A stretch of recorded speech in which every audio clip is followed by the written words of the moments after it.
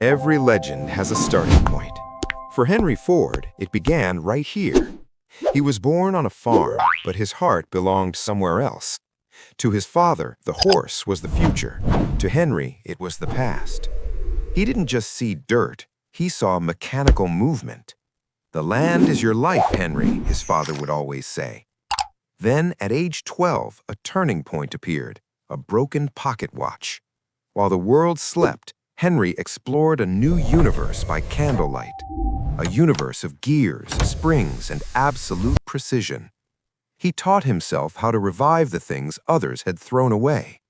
Henry understood that everything could be fixed if you knew how it worked. Soon, the neighbors came calling. They dubbed him the Watch Wizard. This tiny workshop was the real classroom of his life. But watches were just the beginning. Then came the giant, a portable steam engine, a machine that could move on its own. Henry wondered, if a giant machine could move, why not a small carriage? His father saw a farmer. Henry saw an engineer. The farm felt like a cage. The city felt like a laboratory. At 16, he made his choice. No money, just his tools. He left the fields behind for the smoke and steel of Detroit. Henry Ford wasn't just looking for a job. He was going to build the future. Detroit, 1879, a world of smoke, noise, and industrial gears. He worked for Edison, learning about electricity, but his mind was on gas engines. By day, he worked for a paycheck. By night, he worked for his dream. In 1896, the quadricycle was born, his first vehicle, running on 4 bicycle wheels. One small problem: the car was too wide for the door. Henry used an axe to break the wall. Detroit was stunned. The first iron horse moved without needing hay. Investors came calling. They saw money. Henry saw a chance to change the world. The Detroit Automobile Company was formed, but reality wasn't a dream. Henry was a perfectionist. He wanted the car perfect. The investors wanted quick profits. In 1901, his first company collapsed. Henry was broke and labeled a failure. He didn't quit. His second company, named after himself, was launched shortly after. Pressure mounted again. The shareholders wanted luxury cars for the rich. Henry resigned. He walked away from the company that bore his own name. Failure number 2.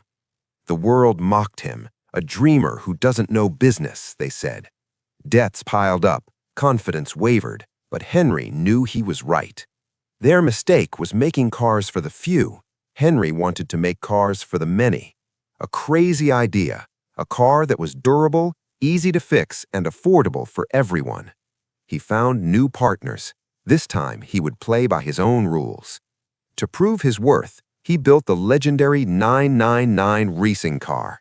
Victory on the track paved the way for the real Ford Motor Company to be born. In 1903, the Ford Motor Company was officially born. This time, Henry was in control. He experimented with models A, B, C.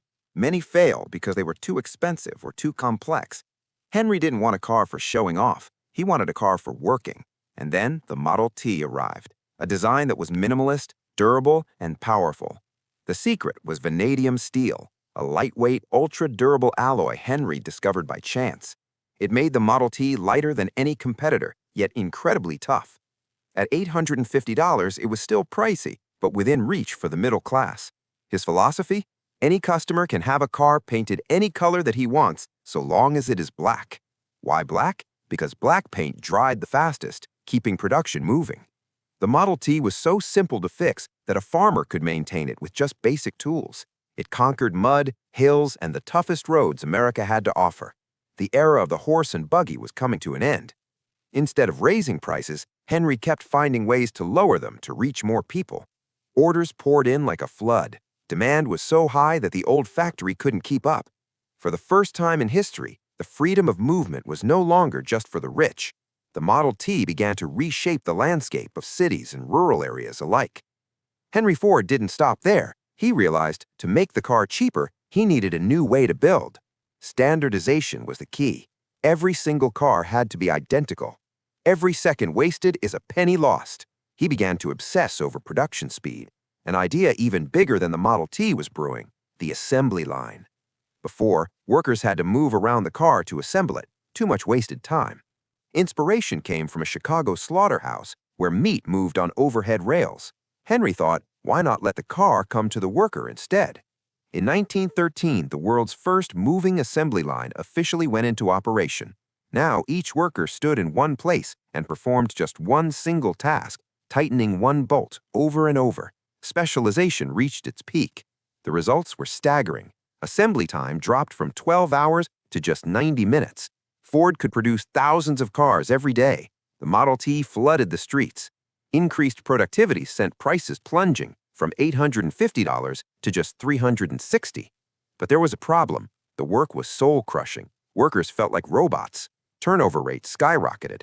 Ford had to hire 10 men just to keep one on the job. The modern assembly line was on the verge of collapse due to a labor shortage. In 1914, Henry made a decision that shocked the world: $5 a day. That was double the average market wage at the time. Other bosses called him a madman. They believed Ford would soon go bankrupt. But the opposite happened. Thousands of people flocked to Detroit for a job. Workers became loyal, productivity soared, and training costs dropped to zero. Henry had a deeper vision. He wanted his workers to afford the very cars they built. He also cut shifts to 8 hours. The 5-day work week was born right here. For the first time, laborers had free time and the means to travel. This was the birth of the modern American middle class. Ford's profits doubled. High wages turned out to be his best investment. The win-win philosophy. When workers prosper, the business thrives. Henry Ford wasn't just assembling cars, he was reassembling the structure of society. At the height of his power, Ford controlled everything, from iron ore to the finished car. Time passed.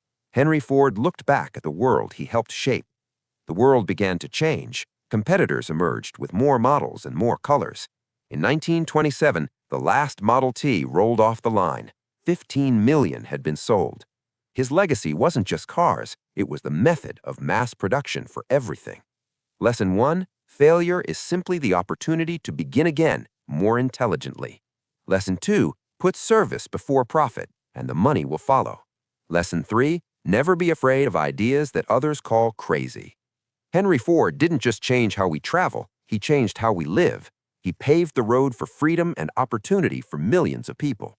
The modern world runs on the gears he laid the foundation for. So, what is your gear? What future will you build? Start with the smallest thing, but with the grandest vision. Whether you think you can or you think you can't, you're right. Henry Ford's journey has ended, but yours is just beginning. Thank you for listening to the story of the man who changed the world.